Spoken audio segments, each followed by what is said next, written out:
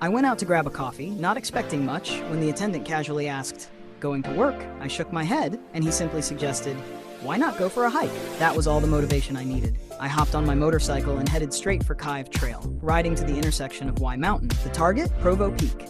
The hike was a short but intense 3.5-mile round trip with a daunting 3,000-foot vertical gain. The day was perfect, except for the haze from the California and Nevada wildfires that blanketed the sky. The sun wasn't too harsh, and the trail was quiet. I only crossed paths with 5 other hikers. As I approached the summit, the wind picked up fiercely, adding another layer of difficulty to the ascent. Still, the challenge made the experience more memorable. The descent was quick, especially since I ran most of it. Afterward, I decided to extend the adventure by taking the dirt road toward Springville on my bike.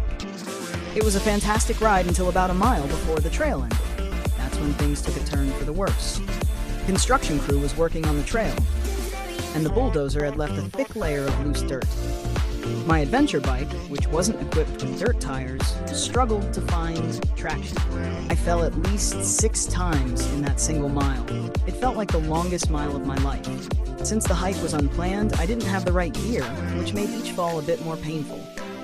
But eventually, I made it back to the paved road where everything smoothed out.